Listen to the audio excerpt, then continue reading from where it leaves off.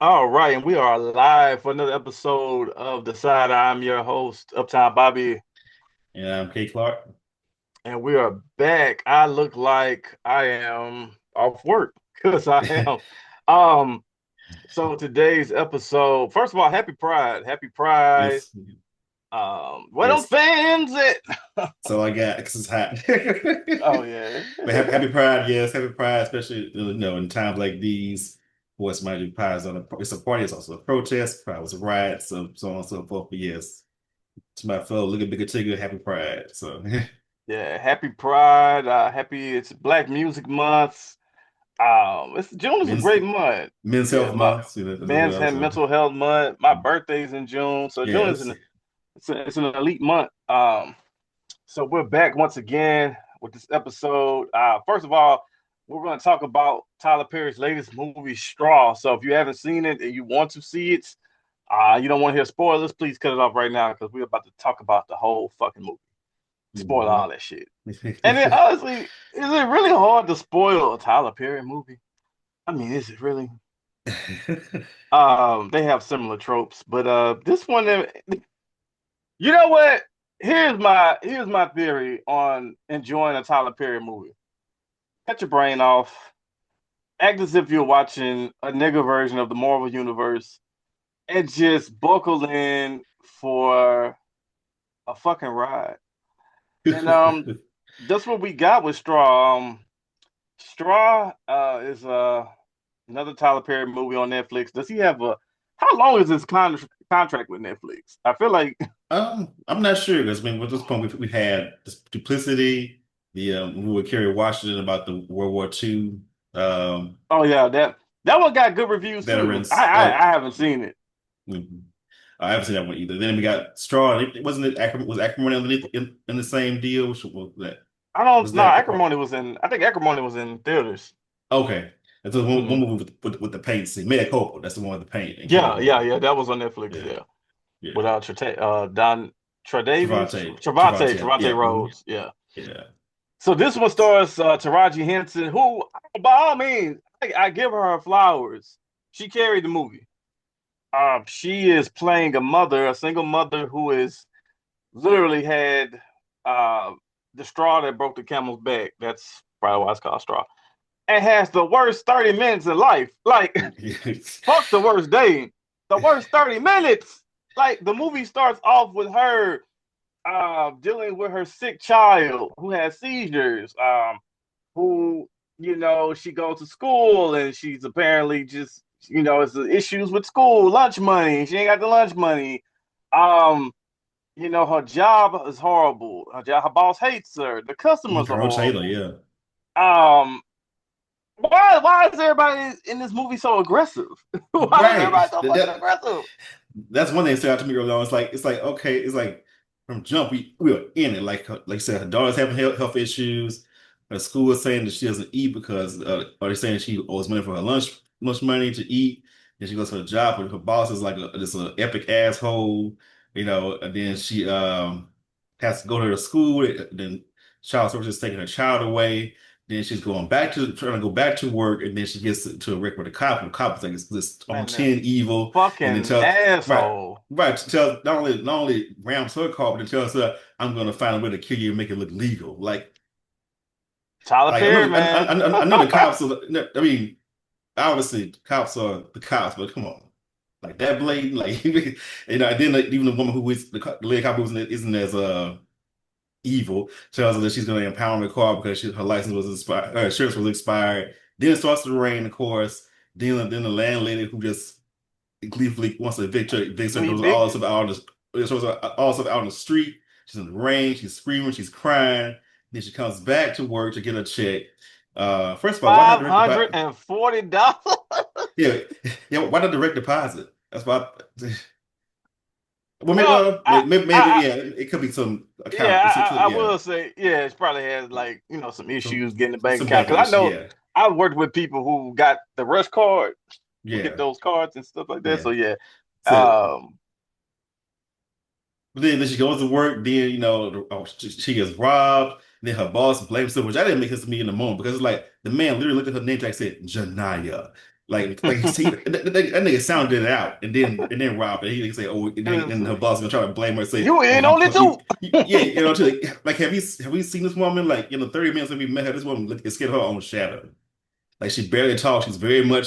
This is the opposite of cookie line. Like she walks to the room like she wants to disappear. Like this is not a woman who would have planned a robbery. And so, but then she kills the guy, one of the robbers accidentally, and she shoots her boss, and that's a straw moment. That broke her back metaphorically. And then she goes to the bank, and then she's basically in this state of like I wouldn't call it a fugue state. I call it where she basically just wants her check cash at the bank, but she doesn't realize if Hmm. you tap a gun on the register to say on the counter say give me my money, they think you want to rob a place. And so from there it spirals into they call the police with the silent alarm, and Tiana and Rockman and the cops show up, they're playing cops, and then over the next that's basically what the rest of the movie is, that the whole day you follow her as she uh, accidentally holds the bank hostage and it makes a bond with Sherry Shepherd's character in particular throughout the course of the day. Then, there's a twist at the end, basically, that this whole day was actually Sixth Sense. yeah, her child was actually died the previous night of a seizure, and that she hallucinated the whole day of like her child being taken away and her having to go back to the school for lunch because she just that was the straw that her daughter passed away and she just couldn't deal with one more thing. So Yeah, that's it in a nutshell. Sinbad was in the movie. That was good. yes, shout out to Sinbad. Yes, Shout out to see, Sinbad. he's acting. Um, he's acting after a stroke he had. I believe yeah, some health Yeah, issues. some health issues. So good to see Sinbad getting work. So yeah, that's the movie in a nutshell, man. And I didn't hate it, but I didn't enjoy it. But it's one of the better Tyler Perry movies I've seen. And like I said, you gotta put Tyler Perry movies in their own universe, on its own scale almost, because the writing is so all over the place. It's so frantic. There's no Right. rhyme or reason. It's like he has the ending, and then he just writes everything around the ending. Well, to me, it's like he's almost afraid to stay in one tone because like it would get very like heavy and kind of serious, and he would be like trying to make some points about how the system itself to fail people in this case, particularly black women, and how the character Taraji, he's attempting to humanize this woman that many of us see every day, a woman who's just struggling, probably maybe has a kid or two at home, works two jobs, probably also side hustles, you know, uh, and who was constantly just ignored and passed over and not seen. That's the one he's trying to humanize and empathize. That's really credit to Roger because she really, like you said, she really carried that and really made you empathize with the woman and get into her headspace. And so he got that going on, but all of a sudden he'll do something like, have a random person that was in the bank when she robbed and be like, oh, y'all, old generation just want something for nothing. Y'all know that work for them. They're like, what? Why are we getting a boomerang in the middle of a bank robbery? And they just walk out the door, or the other man tries to tackle her, and he runs out and saying, "She don't know what she's doing up in there." It's like he'll bring a tone trying to be comedic, but it's so jarring. It's like drama, drama, drama, Medea, drama, drama, drama, Medea. In terms of like the comedy, the comedy is so broad and the drama is so the opposite of that. It's like you said, it's like all over the place tone wise, you know, and that can be thrown off. So that's something that stuck out to me. Is just that jarringness of like we in it and it's serious, and all of a sudden somebody will say something or do something, and it's like, huh, you know. Yeah, and for someone who's been making Hollywood movies for like 20 years, he still feels like a novice, like a rookie. Um, it's just like you said with the tone and just the direction and just like we give him hell for their casting, not the casting, but the costume and wardrobe. And this one was better than Yeah, most. the wigs were better. The The wigs were wigs were better, better, yes. the hair was better. But why the fuck was she so sweaty? She was so fucking sweaty the whole movie. I was like, why?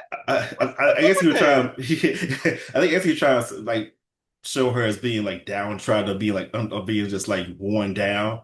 But I mean, Yeah, I guess it's a way to do that without having to look so drenched the whole time, like he's saying she was so yeah. Like sweaty. what the fuck? Um, you know, so I think that's what he was trying to go for, as far as like just the effect of like her physically just Yeah. seeing how she going through it. She's been through it.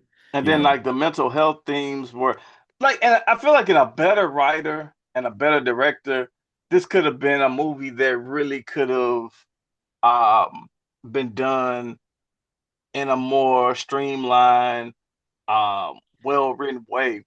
But because it's Tyler Perry, it's so hammer fisted. It's so boom, boom, boom, boom, boom, boom, boom. You don't get time to really take in those moments. It's just like, whoo, whoo, woo, woo, Yeah, woo. It's yeah, just like shock value. goddamn, yeah, yeah. Yeah, Like, okay, for the first thing I thought about, 'cause I said I didn't read a lot about it before I watched it. I was thinking, oh, this must be kind of like a set it off thing, where it's like this woman's back against the wall and she breaks and she decides to go do this thing. It's not, but it's not exactly like that. It's something different. yeah. Or But John what I would Q even. say, yeah, oh, you're on John Q, yeah. But what I would say is that I haven't seen John Q, but in case of set it off. What made that work is because they took the time. I'd say they probably didn't route the bank until like maybe about 45 minutes, an hour into the movie, maybe the first Hmm. time. And in that time you saw through each individual woman why they could get into the headspace of like this is the last resort. This is all we got. If we don't do this, we can't do nothing else. Like you see Jada in the bind with Nate. You see Frankie get fired from her job. Vivica's character, Kimberly Lisa's character, struggles with her son. She gets taken away because she couldn't find a cylinder and he ended up getting into something at work. Latifah, forgot what Cleo's struggle was. She kind of, I think she was just like, I think she had the It's idea to rob the bank. yeah, Yeah, yeah. But I mean, but basically, she was in the same boat financially that they were, yeah, basically struggling, dead end job, yeah, etc. yeah, So the things built up to the point, built to the point that by the time that these women robbed the bank, you know, okay, I don't necessarily agree with the decision, but I can see how they got there. With Taraji, like you said, it's just like bah, bah, bah, bah, bah. It was just like 30 minutes, just like 10 things that happen that could break anybody on a given day, you know. And it's like let's say we haven't had time to sit with the fact, okay, that all this has happened to her. Like we immediately go from just 0 to 100, you yeah. know. Yeah, that's his thing, and I think when Tyler Perry does his serious movies, it's always shock factor. Like when you go back to For Color Girls, and I think that was kind of like his first Helga, Helga. foray. Yeah, you think about the scene where Eli drops the kids out the window, like what the fuck, or the rape scene, or the Janet Jackson Oh, confrontation she with the doing the husband. bending. Hmm. It's just so over the top, and then you look back at We needed that. We needed that for right. the memes. Look at the family that prays. That was over the top. Uh, it's like he can't write characters with nuance. They're I was, so yeah, I would say with a, go ahead. I'm sorry. no, I was just saying they're so Uh, one dimensional. Like they're yeah. like the super villains. The bad people are super Mm, villains, and then the people who are good or like Job or like biblical characters from the Bible that they mm, have to endure all this suffering, and then they have right. to get their comeuppance at the end, which is like most stories or movies, but it's like it's just so black and white. There's no Mm. nuance. Yeah. I think Family that praised me, I guess he was leaning a bit into the soap opera drama of it a bit. I think with that one, so I can tolerate it a bit when it's that. If you're going for that and you go into that, I can kind of give you a bit more leeway. If you're gonna go soap opera route and kind of just lean to the camp of it, I can kind of give you a pass, I guess, up to an extent. But yeah, I think yeah, it's just like even going back to like the cop, the white cop. Yeah, he could be racist, but like almost like he was almost like mustache twirling racist. Like like in real life, he would have just been like he would have probably like pulled her over and he probably would have been the one to ask for her insurance and saying, "I'm going to impound your car and not give you a break." That would have been the extent of the state violence. Not I'm going to kill you and see if find how to make it illegal. Like you know what I mean? Like like because Yeah, it was so it over the was top. over the top. Just like even with Glenn Turman's character with her boss, it's like yeah, he could be an asshole, but he could be like he could have been like why did you take 2 hours? Why were you gone so long? We're already stressed. Like, give him, like, make him be someone who was also under stress. Because that store, like your average store, neighborhood store, where it's like, you know, crowded store, not a lot of workers, understaffed, everybody probably working overtime every day or whatever. It's just like he probably is on his own stress, and he could like still be kind of a jerk, but also have a smidge of empathy towards him. Like that man had no had no soul, basically. He like, Right. And I'm sure somebody that watches the movie and truly enjoys it for just the artistry is gonna say, well, that's the point. It's supposed to be, it's not a real day. It's all just a dream-like scenario. This is all just, whatever. And it's like, okay, cool. It's supposed to be the breakdown, the visual breaking, the crumbling, but still there's no, and it's just something that he deals with in his movies that are serious. They're just so still over the top. Duplicity, um, what's the movie? What's the other Taraji Acrimony, movie? acrimony, Acrimony, the one with Brandy and the eight. What was that one? Brandy. I think that was Journey Smollett. You talking about Temptation? Yeah, Brandy was in that movie too. Oh, she was? Okay, I Yeah, watched bits of it. but yeah, that one, it's just so fucking over the top. It's like he just writes a way that he's comfortable in, and it's like you could tell this nigga the only person in the room because of how he writes. He has no feedback. There's no bouncing ideas. There's no storyboard. It's just like him writing a script, and he gives it to the actors, and he said, "What you think?" And niggas need money, so they're gonna be like, "Yeah, hell yeah, this is beautiful. This is great. Sign me Hmm. up." Because I just that's the that's the juxtaposition of Tyler Perry. Like we talk all this shit about his movies, yet even now with Straw, it's breaking ground. It's number one. It's it's just doing all these numbers for a Netflix movie. You could even make the argument. Well, I ain't gonna say that, but as far as movies talked about this summer, it's right up there with Sinners. Uh, just from social media or just people talking about it and the engagement that the movie has had with people. So it's hard to criticize someone, call them a hack, call them all these things, but yet they have this connection with people. Like people say they, oh, this movie made me cry. This movie brought these emotions out of me. Da, da, da, da, da. And these are people I've heard this from that I truly value their opinion on stuff. But it's like, damn, I got that out of you. And then it brings along the question of how do we really say what's good art or bad art when, and I won't say it's just money, but this person is able to still make such a connection with people, right? Like Hmm. there has to be some gift in that. Well, I think the gift in this case is that he knows his audience. And he knows, I mean, at a certain point, he realized pretty early on that, the same audience that will love or really hold us to high esteem in Atlanta, uh, Do the Right But Thing, from the a plays, different place that the church community, yeah, like the audience that likes the audience that likes Donald Glover likes him do not overlap too much. And the ones that do, I guess like us, we'll watch it and kind of side, but we ain't all in like in the same way that the people you just described are. Like, they are in it. And also the fact that, uh who centered in the story, a black woman, and a black woman who is often overlooked, and the type of black woman that's being portrayed. So that too, those people, the people we just named, the Donald Glovers, they got some issues how they portray black women, of the world, that type of character, that type of filmmakers. Kugler not so much, but I mean, it's just so do uh you think Tyler Perry is just really calculated? Like, do you think he just know? Do you think he's a self-purpose hack? Like he knows deep down that he's not a good filmmaker, but this is his bread and butter. This is his work. This is his calling.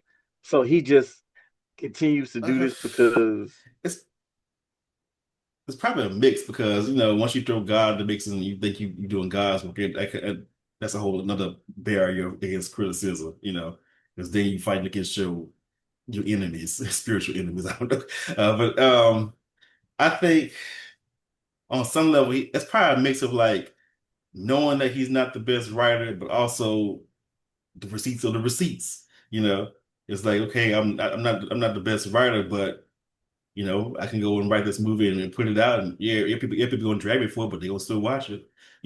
So why? why challenge himself to operate another way if how the marketplace responds is like positive. Critically is abysmal, but marketplace wise, commercially, it's almost unbeatable. So it depends on what you want to pay attention to. If he was chasing critical praise, then maybe he would feel the need to try to move differently. But clearly he's not. He's concerned with the core audience. And the core audience is saying, we're here with you, we watching it. Most people don't understand, we understand, then why switch it up? And I think that's the trick is for the core audience to watch, but his biggest haters are his biggest fans. Like there's always going to be people who claim they hate Tyler Perry, they hate watch his movies, and the hate watch is what fuels the rest of the audience too. That's a real legitimate audience. Mhm. I'm starting to think they make up not not more than his traditional demographic, but they're a true piece of the pie for him, like the haters. And it's something about a car crash, and I think that's where me and you and a few others come in. We kind of we kind of want to look at the car crash. We kind of rubbernecking like what the fuck going on over there. What's all that smoke about? So that's how some people watch South Perry movies. They're aware of the gag, they know it's going to be an experience. It's not going to be anything that's Oscar bait, but it's going to be something that maybe I could talk about at work. When my coworkers talk at work about it, I can chime in with how I feel because that's the thing. You never want to tell them that you hated it or it's trash or it's bad because that's just going to cause a disruption.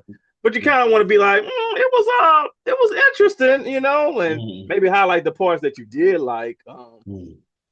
But I mean, he is not gonna stop. Like this motherfucker, he has unlocked the golden goose. He just he sits in these rooms. He comes up with these ideas. He throws shit against the wall, and then he puts the Tyler Perry spin on it. Like this movie was really just John Q and Set It Off and The Sixth Sense all put together, but in the Tyler Perry world version of it. You know what I'm saying? And it's just from one perspective of people who really like movies, who really like film, who like the experience of it, he is a hack. He is somebody who, for lack of better terms, uh, just bullshitting his way through the process. And to other people, he gets it. He speaks for me. He's able to show a part of the community that gets overlooked or a part of the community that doesn't have a platform. You know what I'm saying? And I watched his Maxine's Baby documentary, and man, it's crazy how propaganda works because it almost makes you want to root for him. It almost makes you want to be like, this nigga was sleeping in his car. This nigga survived, you know, child abuse, sexual assault, homelessness, all these things with this bootstrap method, and he made it. And look at him now telling our stories. And for a second, you kind of buy into it, but then another part of you is like, wait, this is the same nigga that's a billionaire that's in Atlanta getting tax write-offs to do this shit, don't really put into the community like he could. I mean, he could give a nigga some turkeys on Thanksgiving and shit like that, and then there's the argument, well, he keeps black actors employed. It's like, okay, I mean, I guess, but Mhm. it's not all of Black Hollywood. I mean, most of the people he cast in serious roles are well-known actors. It's not like he's just giving newcomers those chances. Um, so it's such a complicated argument with him. He will probably go down as one of the most controversial black filmmakers ever. And sorry, Spike Lee, but it's Tyler Perry, and I know Tyler Perry. I know Spike Lee want to slap the fuck out of me for saying that, but after a while, Spike Lee got predictable. Spike Lee was just like, yeah, Spike Lee joint. You might watch it. You don't have to watch it. But for Tyler Perry, his movies become these events that Spike Lee movies never really were out once the '90s ended. Well, I think two things. I'm gonna get back to the immortality in a second you mentioned, but I think with Spike Lee is like with Spike Lee, I think his thing came off from provocation, the school days, It's about colorism in the community and that sort of interracial issue. Then you got Do the Right Thing, obviously, you know, racial relations Being between black in blacks and America, whites. Yeah, Jungle Fever, Interracial Love, uh, Get on the Mobile Bus, Blues. Little Bit of Blues. It's like they all touch on different hot button issues in society at that time. And so at a certain point, it's like, and then the X, of course. I think the thing is like at a certain point you expect the best or you expect a certain quality from Spike Lee. And for most part, he's stuck landing on that most of the time with a lot of his movies, you know. And I think with Tyler, and at some point you just take it for granted. You Spike Lee can come out with a movie to next year or in this year. You think, okay, Spike Lee's gonna be good. He'll probably hook up with Denzel, because Which he actually has coming up. They got a right. movie coming That's up. that generate like the same way that Coogler and Michael B would probably work until they older. That's Denzel and Spike. That's De Niro and Scorsese. And so he'll have him come out and say, "Okay, it's Spike. I'll give it a look. It's probably be good. This the man that made school days, Do the Right Thing, so on and so forth." And it's like almost his high quality in a way has sort of like dulled his impact because it's going to be at least good, if not great, good. With Tyler, it's like, it's almost like morbid curiosity, at least for on our end, like, is it gonna be good this time? What the wind's gonna look like? He gonna step it up? Oh, he ain't step it up? Well, it's kind of like that. For someone who is so popular, you keep waiting for the moment where Where he he gets it. where he gets it, where he transcends, where he levels up, and it just don't happen. But people keep coming back to watch for it because he has such a large presence within Black culture. It's like you wait for it, like you wait for the self-titled moment, like Beyonce, or the Lemonade moment, or the Good Kid, Mad City, or the Channel Orange, and it just don't happen.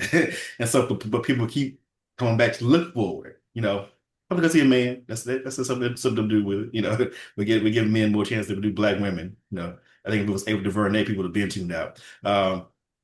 And so I think that's I part of it. mean, Like and people people keep, have. yeah, I mean, people people, have tuned out, but she's. I think the difference with Ava is Ava actually comes from the world of high class filmmaking. She's looking to make transcendent art when she makes her movies, and I think that's one of the. I mean, I remember her saying that she walked away from Marvel and Black Panther because it was a disagreement on the direction, and it's like if you were about the bag, if you were about like Tyler Perry, whatever, you would have did whatever Marvel or Disney would have said. Like, man, I'll do whatever the fuck you want to do to give me this opportunity. And I'm not saying that's what Ryan Coogler said, but there was a disagreement because she wanted to do things a certain way, and the visions didn't match from what she says. Who knows what actually happened? But that's her side.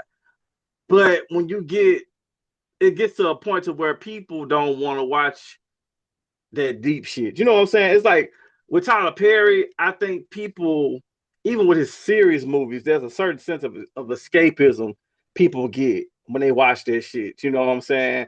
And for us, we want to see, like you said, and that was a good point. We want to see if it finally comes together. Does he finally fucking get it? You know what I'm saying? And there have been moments where I thought he did. Like, Why Did I Get Married? I think that's his best movie, the first one, because it Mhm. was funny. It had some emotion to it. It wasn't too over the top. It was like the Mhm. pacing was good. You know what I'm Mhm. saying? Like that scene that everybody likes at the dinner The table table. scene, yeah, That shit they was built to that's his that. best. That's his best work. It's like he damn near got it. It almost happened. But Mhm. then you see the sequel and you're like, damn, what the fuck happened? Or you Yeah, but yeah, see like these other yeah, like. movies, and it's like it just falls apart. And I Mhm. think that's the problem with Tyler Perry is that there's so much potential. I think he could be a great actor. I think is one of Medea is going to go down as one of the most top 100, top 50 black movie characters ever because it's such an honest portrayal of the black grandmother or the black elder figure. And I know people be like, that's niggatry or that's minstrel show shit, but I ain't gonna lie, the shit, when you first see it, it's funny to see this 6 foot plus black man dressed up as his grandmother figure with the big titties and the glasses and the wig and the gun.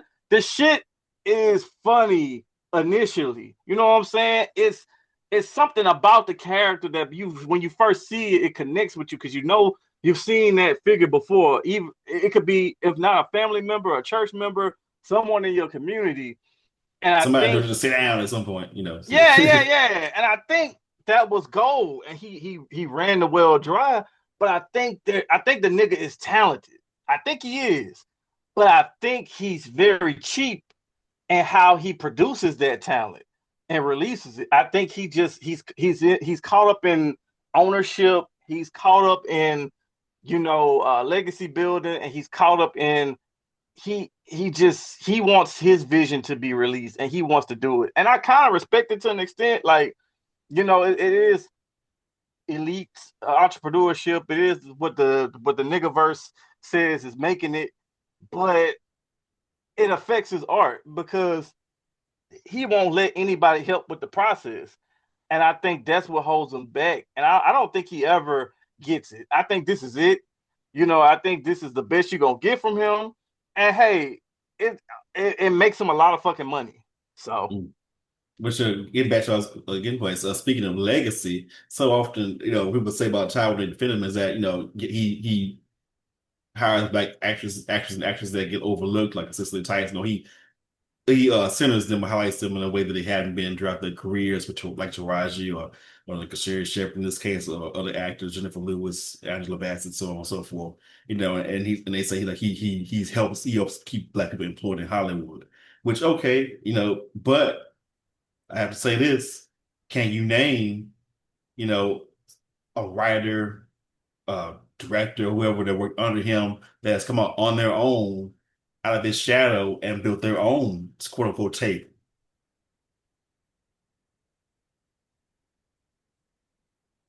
See? I can't. I don't know. I mean, So if we're really about legacy, where are the writers? Where are the directors? And where are the people that have come up under him that have learned from him and gone off on their own and started to build their own, legacy, their own vision of, because you may can work under somebody and go off and you may have your own vision of how you want things to Like I think Ava DuVernay worked under somebody for a while, and then she went, I can't remember who, but then she went and made her own movie. More Brock Keel, I think similar thing. I think she worked under did she work under like Yvette Lee Bowers, I think, for a while. Yeah, so you know what I mean? Like where is that at? Where's that element at? Since we're talking about building tables and everything and such, that some people don't want to talk about. They don't want to talk about why he's afraid, why he's not a big fan of unions. That's why you can yeah, shoot night. That's why you can shoot 19 episodes of the show in 2 weeks. You know, yeah, and like those same people bring up Tamara Man and bring up her husband, and they'll bring up uh, you know, they are tied to that nigga. I mean, that just ain't my brother that I meant to, but like what I mean is that I don't think I don't think a Tamlin man or David man can walk into a studio and say and audition for a role and be taken seriously. I don't. nah, I don't think so. Because I mean, there's a reason why you don't see them outside Tyler Perry work or the Chitlin circuit. They're branded to him. You know what I'm Hmm. saying? So, Hmm. um, it's just one of those things. But yeah, he Tyler Perry is what 55. He's in his 50s. Probably. Uh, he's got a lot of work ahead of him still to make. But I just think sometimes quality is better than quantity, and he overstretches himself, with the shows. At this point, he pretty much owns BET. With all the damn content he makes for them, the movies. It's like as an enterprise, I think he's stretched thin, and I think at some point he has to. I don't. He don't necessarily got to pass the baton, but he could at least um share some of the wealth behind the scenes in the creative process because that's true legacy building, creating the next writers and producers and filmmakers. You know what I'm saying? Like, I don't think he's necessarily gatekeeping, but I do think there's a certain hoarding he does with his resources to people who are behind the scenes. And Hmm. yeah, that's how I feel about it. And once again, the movie wasn't the worst fucking movie I've ever seen, but when I watch it again, no, do I want to watch any Tyler Perry movie again outside of maybe Why Did I Get Married? No. Uh, but that's just what it is. And you know what? Everything ain't for me. I've accepted that. It's a lot of shit I don't like. And Mm. that's beyond Tyler Perry. So, his fans can have it. They can enjoy it. I hope they continue to enjoy it. But I just think the conversation of him being a serious filmmaker has been long and long dead. And I just think this is who he is. And it's never all going to come together. Mm. Yeah, I think if his impact wasn't so outsized, people probably wouldn't have that expectation. Like if he was like, just a small indie film guy who did these type of movies and they just aired on Tubi or something like that, Yeah. Yeah. then people Yeah. would people wouldn't necessarily have the same expectations. But you take him this much space and the improvement hasn't been that the evolution hasn't been that much. I think people are like sort of like, at Do least you some do folks you are anyway. do you think he's a generational talent? No. Damn. In terms of marketing and building a brand and building a sort of an entertainment empire, absolutely. I would But take a business class from Tyler but Perry about how to, co- know your audience and build your brand and how to serve your audience, absolutely.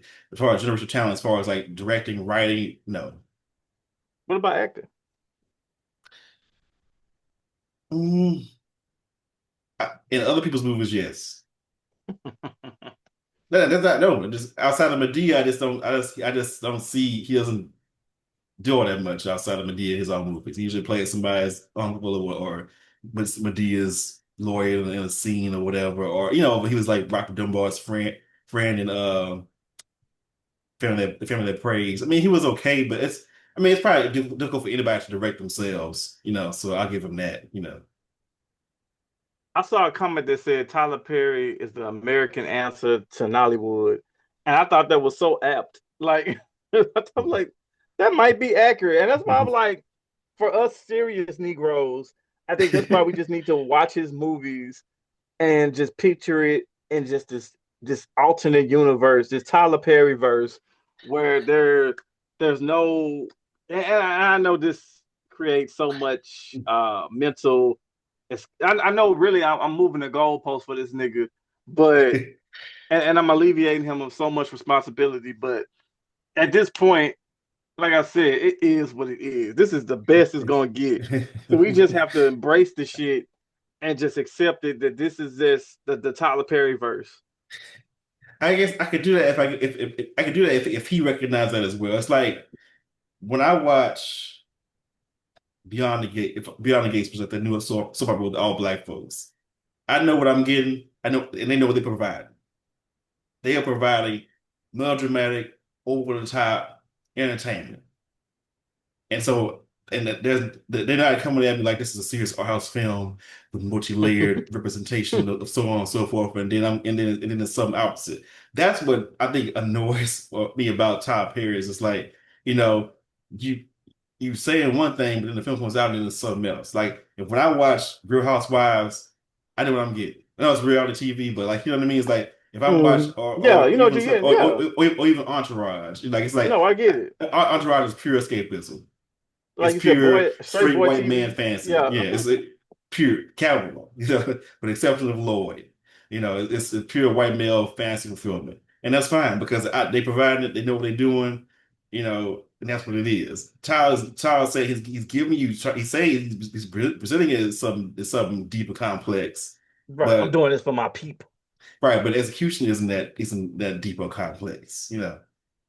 Feeling that people feel aside. You can feel something, it can resonate with you, but I think that still doesn't necessarily mean that it is doing it in the way that he's saying that it is.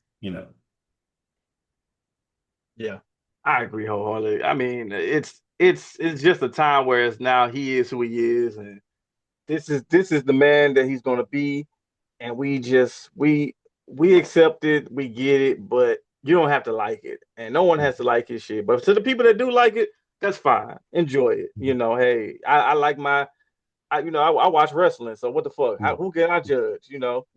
So it is what it is. But since we on the topic of Black Entertainment Television had their 25th annual BET Awards. Hmm. Yeah. Um, Now, if you listen to the show, you're a fan of the show, you know that I don't really give a fuck about award shows. I think they're obsolete. I think they're just a time for celebrities to circle jerk and, give us peons a chance to look at them and gawk and, clap our hands and all. But, in the spirit of the show, the BET Awards aired on a fucking Monday. On a Monday. What the fuck? Like, what kind of shit is that? But I didn't even watch it, because I'm not gonna sit through a no award show. Because let's be real, even at the peak of the BET Awards, somebody gave a fuck about the awards. We all cared about the performances, the host, who when it first aired, I think Cedric the Entertainer and Steve Harvey were the hosts, and then Yeah, Monique. Hmm. Monique had a long run as host, and then after the Monique run, it started being like just whoever was high at the moment. Hmm. I think Jamie Foxx hosted one year, Will Smith Hmm. and Jada Pinkett. Kevin Hart has probably had the most runs as host at this point. Hmm. Samuel L. Jackson, I think, hosted one year. So Yeah. the award show has just become this thing, this annual tradition. But the thing about award shows now is that people complain about the lack of star power, which is sometimes a real thing. You look at the VMAs, no one talks about the VMAs anymore. The VMAs is mostly a bunch of influencers and a few musical artists. Hmm. The MTV Movie Awards, if I'm not wrong, I think it doesn't even exist anymore. I don't even think they do the MTV Movie Awards I, anymore. I, uh, I don't even know. I Yeah, can't, I I can't don't even think tell they you. do. Yeah. You look at the Grammys, people only care about album of the year for the last several years. The Oscars, I mean, they have their own crowd, but it's not just, I mean, the biggest thing that saved the Oscars was Will Smith slapping the fuck out of Chris Rock. So award shows are in a weird place. But from what I hear and from what I've seen, this BET Awards was different. Jamie Foxx got honored, which is, pretty interesting when you look at it. Like Jamie Foxx is relatively young. I think he's like in his late 50s or 60s, late 50s, early 60s. But to us, he's always been like 30. And to watch his run, because we've been watching him since we were children. Now we damn near 40. It's like, damn, you look up, you'd be like, damn, Jamie Foxx really is at this age where he's supposed to be getting honored. It's crazy. So Jamie Foxx got honored, and it's really special considering that his health scare he had. So it Hmm. was an emotional moment for him. The performances were like love letters to millennials. You had B2K, Hmm. a little reunion, which I don't understand why people were so happy to see because these niggas been off and on getting together for like the last what 8 years. They get together, do a Millennium tour, then they break up because uh, what's the one that Omarion. Omarion and J Boog or somebody don't like each other, get mad and fuck up the I, bag. I mean, I personally think I think it's Omarion is the main issue to me. I think. Really? I think so. Okay. I think he saw his girl played out very differently, and it is gradually come to terms with the fact that this is going to be what it is. Yeah. I think it's what I think it's what it is with that situation. Yeah. Um. So yeah, it was from what I saw a decent award show. I saw people talking about it online. So maybe next year with the momentum it'll get, 'cause I heard a lot of people say things like it wasn't as quote unquote ratchet. It's just been the last few years, whatever that means. Did you get to Yeah, see it? I watched about an hour and a half of it. Yeah. What'd you think? It was very millennial nostalgia heavy, which probably helped with the appeal of it. So B2K, 106 and Park, so on and so forth. Yeah. Sierra making an appearance, like all the artists of that era that we were big for us. They came out. So the Jimmy Fox tribute was good. I thought with Tank and Jennifer Hudson and who else? Of course, Stevie Wonder came out as well to present it to him. Very emotional speech, obviously for obvious reasons. Um, I thought, yeah, it was well done. The performances they had, like even with some of the new artists, were really good. I thought that I watched. But yeah, I thought it was yeah, it's well put together as far as the award shows. And Kendrick made an appearance, which I think people didn't expect Yeah, that that. shocked the shit out of me. I didn't expect it to get, and Yeah. that's something that the BET Awards people have always kind of criticized it for. Is like the big stars don't really come to it like they should. What is that BG's fault? Or is it the big stars fault? Mm, Probably a combination of both. See, what I mean? Remember, You can invite somebody, but they got to show up. remember that viral moment of Rihanna backstage saying, "This is the most ghetto shit I've seen in my life." She was at the BET and I don't know when the last time Beyonce been on there. Probably I since think maybe probably Lemonade. 2016. Yeah, probably. Yeah. Lemonade. Mm, Probably, so that's it's a two-way street. It's like they can say, well, the big stars show up, but will the big stars show up in their big moment? Because they'll show up after the peak has passed. But when they're at that peak, will they show up now? Say what you want about Michael. Michael was at the Soul Train he Awards. did. He did. And You then know, I even think it was big.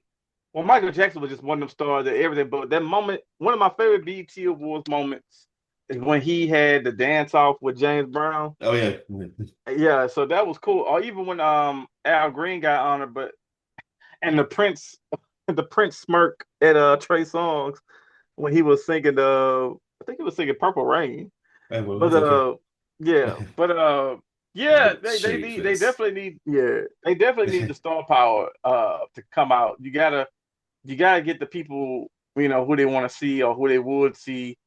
So maybe Beyonce will show up next year, or whenever her next project comes out, maybe. And I do think it's a situation where, we probably judge it more harshly than we would the Grammys because, they'll think, oh, it's a black show. So we got, it's not going to be as, they say quote unquote ratchet as as the Grammys or whatever. But, I mean, the VMAs, that's how they made their bones. I mean, the first VMAs, have done, scooting that coup across the stage. That's what made it event television.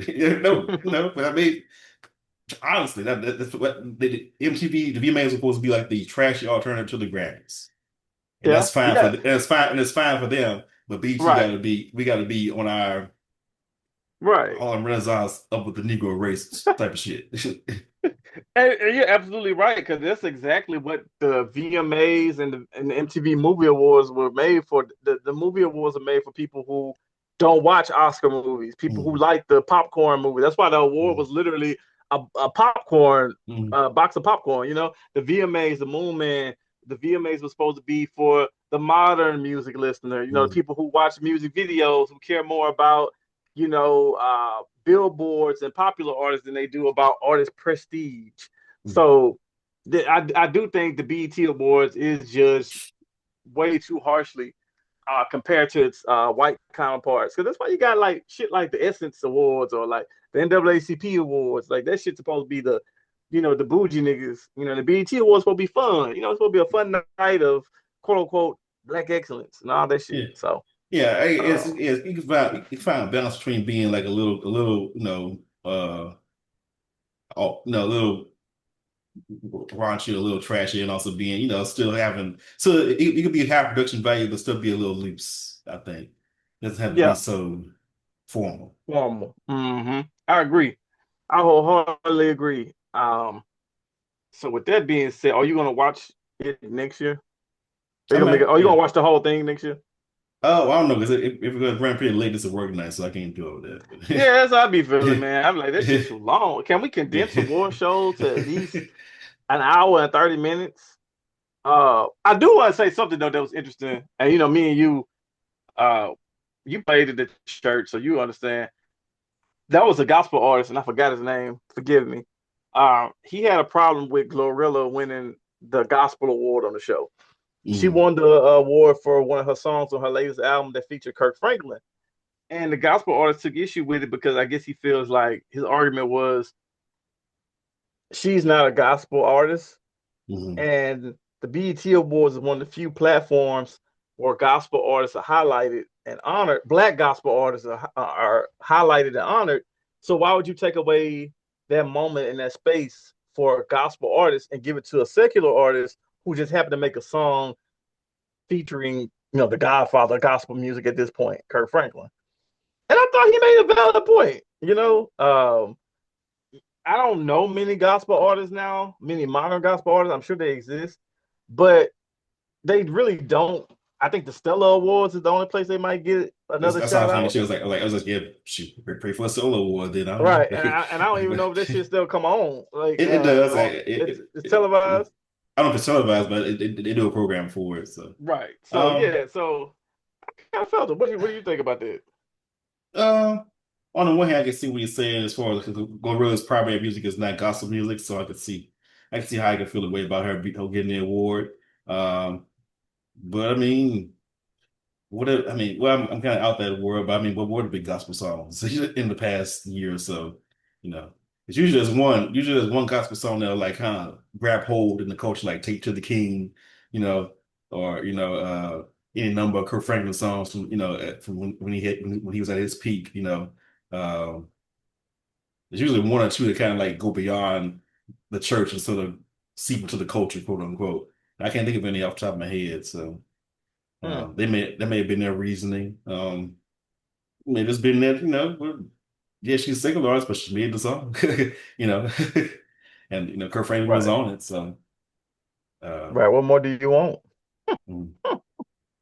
Which I mean, I'm not sure they still do BT Gospel or not, but that's another showcase BT Gospel or I don't think like, they do that long, shit for like, oh they real. don't okay, still Awards Bobby Jones It Gospel might or, be some. It might be a digital channel or some shit, but I don't think okay, it's because it's mm, all so different now. The way mm, 'cause I know BT used to have BT Jazz and BT mm, Gospel and shit like that, but I think all that shit just been consolidated since they like been sold to Viacom or whatever. mm. Uh what else did we have to cover? It's Black Music Month. Have you listened to any new projects? Leon Tate. What did you think? I like the single. It kind of gave me insecure vibes in a way. Uh, it's like a song she would feature on the show if it was still on. Uh, Rest of the album, it's definitely sort of contemporary R&B sound. I can probably go back to it and kind of listen to it again. But it seemed kind of enjoyable. I like his performance. He sounded good live. People get on the new singers a lot about they sound good now, but he sounded good. He played the guitar and Yeah, I everything. That's mean, it. he been singing since he was a wee little lad, Okay, yeah. ever since the Victorious days on Nickelodeon. So Okay. it's kind of cool to see him mature as a grown ass man and do it. Uh, I like Coco Jones' latest album. Oh yeah. Yeah, I think she's one of the girls who has a lot of staying power. She just needs to continue to get with good writers and just she has the look, she has a sound. She just needs to get with a good writing team and continue to develop hits. Because Mm, her body of work is still a little. It's not as extensive as some of the other girls, mm. but I think she got potential. Yeah. Okay. So Leon Thomas, I definitely enjoy Leon Thomas project. Rico Nasty dropped the album a few months ago. I enjoyed it. Just catching up back. I go back and forth with it. I listen to it here and there too. Um, Lil Sims just dropped a new album. I don't know. You listen to Lil Sims? Mm, She's a rapper from the UK. So yeah, man, music is in a good place. I know it's harder now to find stuff because there's so much content.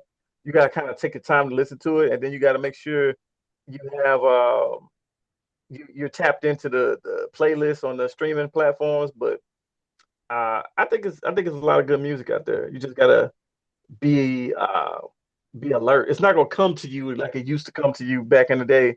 mm. Watching music videos all day or listening to the radio. It's more splintered, if you Yeah. will.